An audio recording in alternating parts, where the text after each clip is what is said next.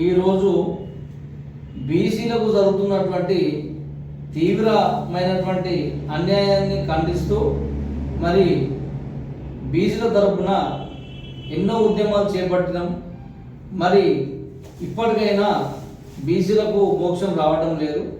మరి ఎన్ని ప్రభుత్వాలు మారినా, దొరల పరిపాలన మారినా, మరి దొరల పరిపాలన విధానంగానే మరి ప్రభుత్వం మారినా కాంగ్రెస్ ప్రభుత్వంలో కూడా బీసీలకు అదే మాదిరిగా దొరల పరిపాలన మరి నడుస్తూ ఉన్నది. దీనికి కారణం ఏంటంటే మరి నిన్న పెట్టినటువంటి బడ్జెట్లో బీసీలకు మరి 46% ఉన్నటువంటి బీసీలకు కేవలం ఇక్కడ చూసుకుంటే మరి 3.74% కేటాయించడం జరిగింది. అంటే 11,405 కోట్లను మరి కేటాయించడం జరిగింది బడ్జెట్లో బీసీలకు. మరి అత్యధిక జనాభా కలిగినటువంటి బీసీలకు కేవలం 11,405 కోట్లను మాత్రమే మరి రేవంత్ రెడ్డి గారు ఏ ఉద్దేశంతో మీరు మరి బీసీలకు బడ్జెట్ని కేటాయించారు.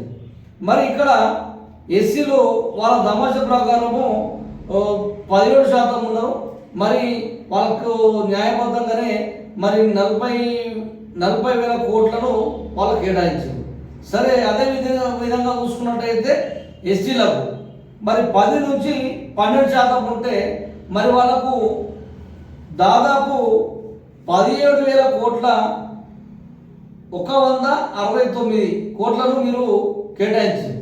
మరి ఇక్కడ చూస్తే మరి బీసీలు అత్యధిక శాతం ఉన్నటువంటి బీసీలకు కేవలం మరి 11,405 కోట్లను మరి కేటాయించి బీసీల మనోభావాలను దెబ్బతీసి వాళ్ళని ఆర్థికంగా రాజకీయంగా ఎదగకుండా మీరు ఈ బడ్జెట్ ప్రవేశపెట్టారని దీనికి ఉదాహరణ. మరి మా సమాన సోదరులైనటువంటి ఎస్సీ ఎస్టీలకు న్యాయబద్ధంగా వాళ్ళకి ఇచ్చినప్పటికీ మరి బీసీలు ఏం పాపం చేసిరని నేను ప్రశ్నిస్తా ఉన్నా.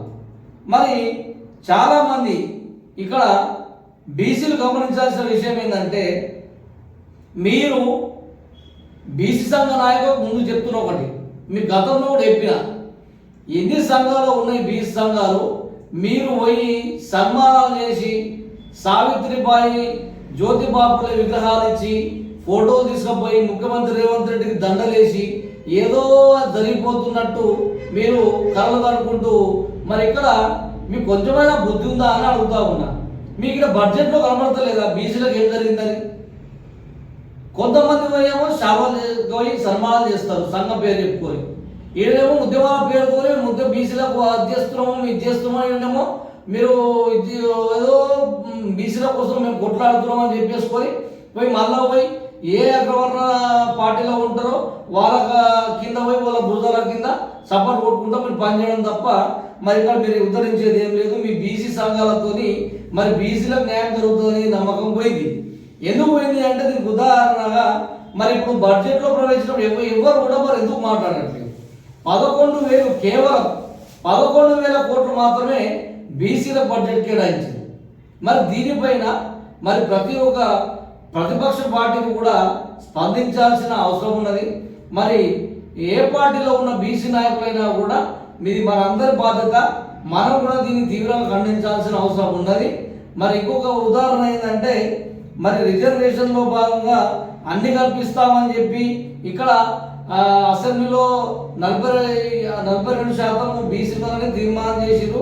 మరి అది కూడా మరి చట్టసభలో కూడా తీర్మానం చేయాలా, దానికి కేంద్ర ప్రభుత్వం ఏదైతే ఉన్నదో ఆమోదించే విధంగా కొట్లాడాలా, అది కూడా మరి చట్టసభలో అమలు కావాలి.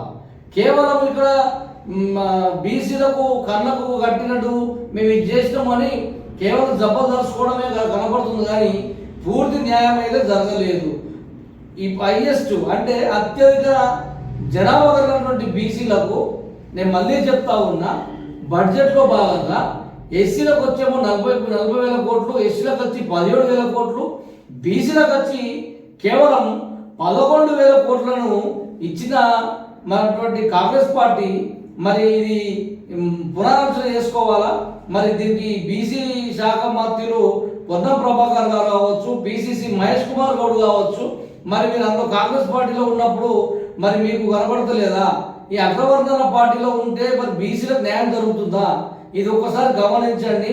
బడ్జెటే కాదు, ఉద్యోగ, విద్య, వైద్య మరియు ఆర్థిక రంగాలలో అన్నిట్లలో బీసీలు వెనుకబడి ఉన్నారు కాబట్టి కేవలం వారు బానిసలు కాదు, మరి రాజ్యాధికారం వాళ్ళతోనే వచ్చింది.